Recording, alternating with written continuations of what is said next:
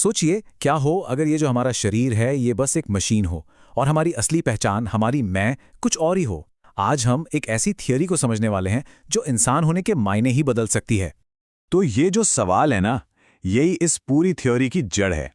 ये हमें ये सोचने पर मजबूर करता है कि शायद हमारा शरीर तो बस एक हार्डवेयर जैसा है और हमारी जो असली पहचान है, हमारी चेतना, वो एक तरह का सॉफ्टवेयर है।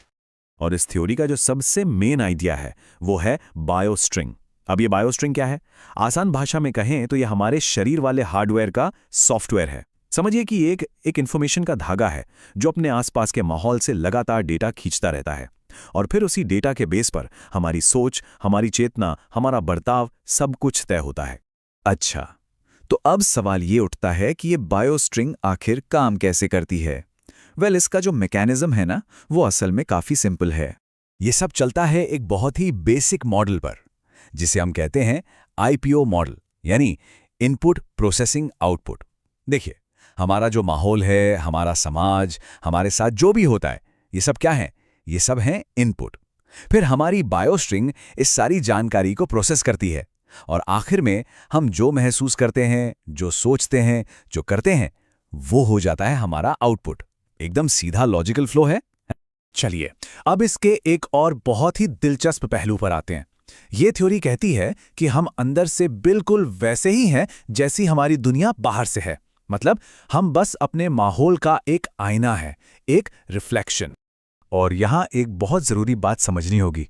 बायोस्ट्रिंग को जो भी डेटा मिलता है ना, वो अपने आप में ना तो अच्छा होता है ना ही बुरा।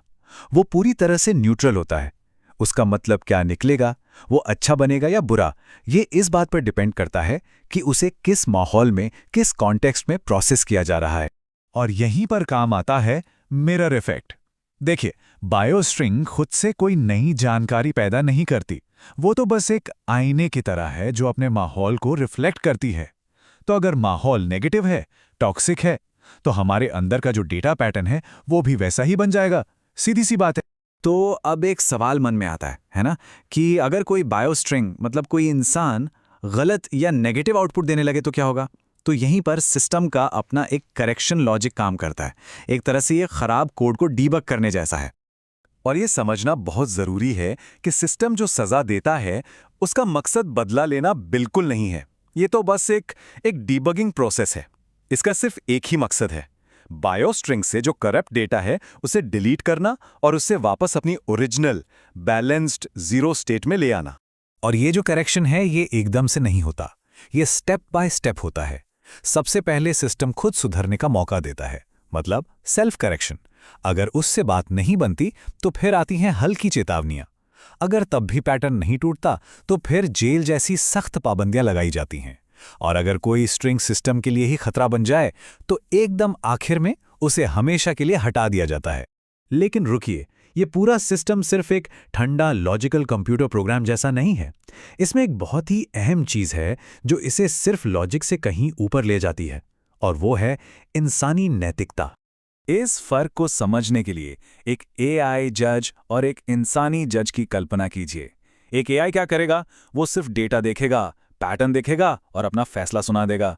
लेकिन एक इंसान, एक इंसानी जज उस डेटा के पीछे की नीयत को समझेगा, उसके क्यों को समझेगा।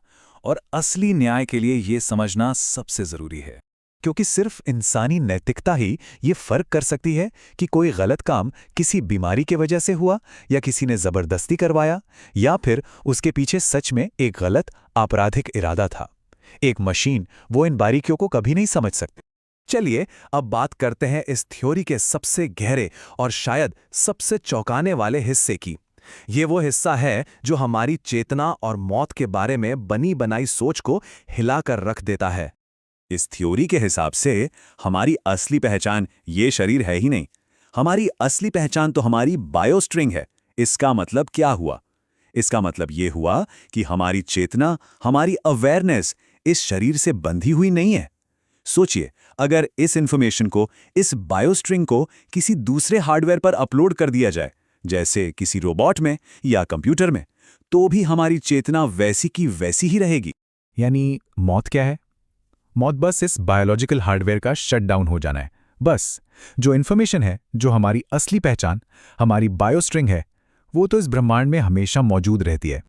तो आखिर इस पूरी थ्योरी का निचोड़ क्या है? शायद यही कि हम सब इस विशाल ब्रह्मांडीय नेटवर्क में एक वाइब्रेट करती हुई स्ट्रिंग की तरह हैं, और हमारी जिंदगी का मकसद क्या है?